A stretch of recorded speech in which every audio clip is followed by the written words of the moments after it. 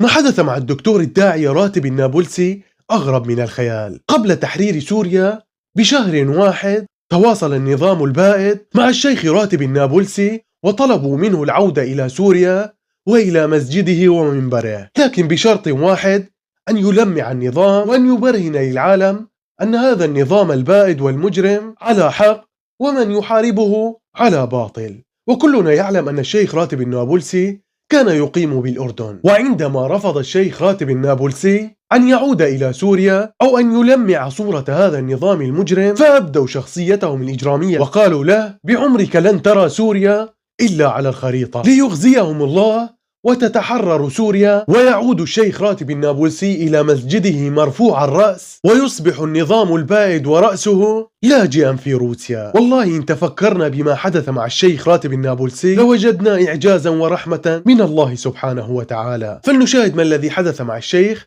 ولنسمع القصة منهم. لا أخفيكم سرا، صار الأمر علني، يعني نحكيها شيخ بلال. قبل شهر طبعا هناك كان دعوات من النظام الفاسد الفاجر المجرم أن يرجع الشيخ إلى هذا البلد، فكان الشيخ يرفض ويقول: دماء الشهداء لن تذهب، دماء الشهداء لن تذهب، لن أرجع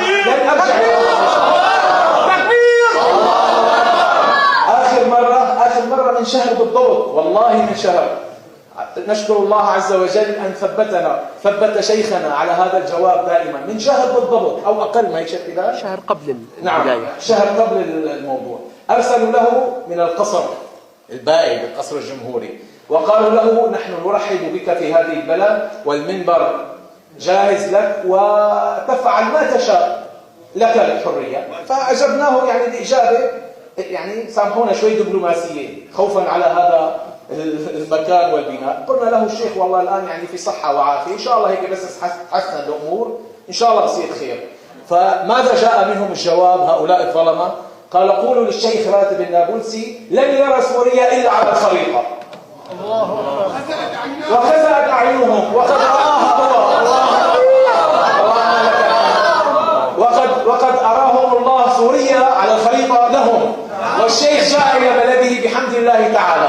فيا ربنا لك الحمد، يا ربنا لك. سبحان الله، ليس هذا ما حدث مع الشيخ راتب النابلسي فقط، أيضا الشيخ أسامة الرفاعي مفتي الجمهورية العربية السورية بعد أن عاد إلى مسجده واستقبله المجاهدين والثوار الأحرار استقبالا حافلا. أنا شخصيا لي قصة مع الشيخ أسامة الرفاعي. في عام 2011 وفي ليلة القدر تحديدا ذهبنا لنحيي ليلة القدر هناك في مسجد بكفر سوسة، والذي كان الإمام فيه الشيخ أسامة الرفاعي. ذهبت أنا وابن عمي الذي كان يدرس في كلية الحقوق، والذي قام بالتنسيق مع أصدقائه أن في ليلة القدر هذه ستخرج مظاهرة حاشدة من مسجد الشيخ أسامة الرفاعي. ذهبنا لنحيي ليلة القدر هناك، وكانت من أجمل لحظات حياتي. دخلنا للمسجد، ولكن على الباب قبل أن ندخل كان هناك حركة غريبة وأعداد ضخمة لموظفي وعاملي القمامة. دخلنا إلى المسجد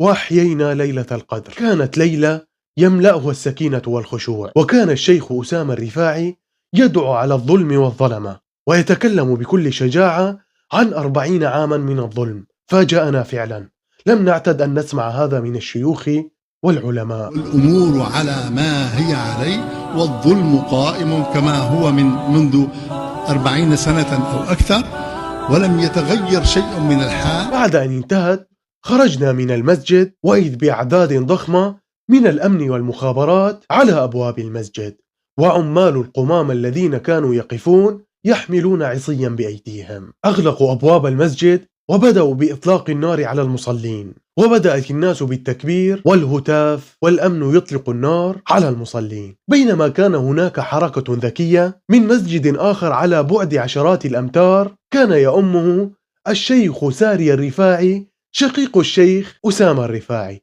مما جعل الأمن يضطرب ويتركنا ويركض للقبض على المظاهرة المقابلة.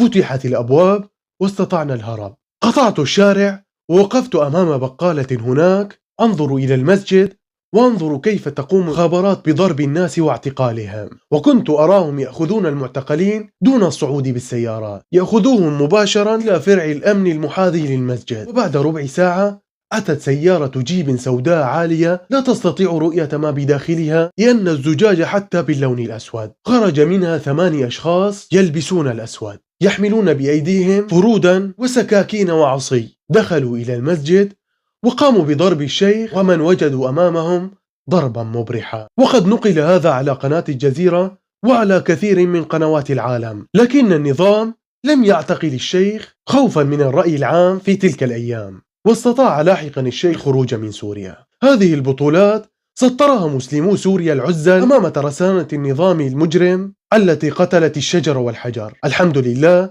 الذي أعزنا ونصرنا.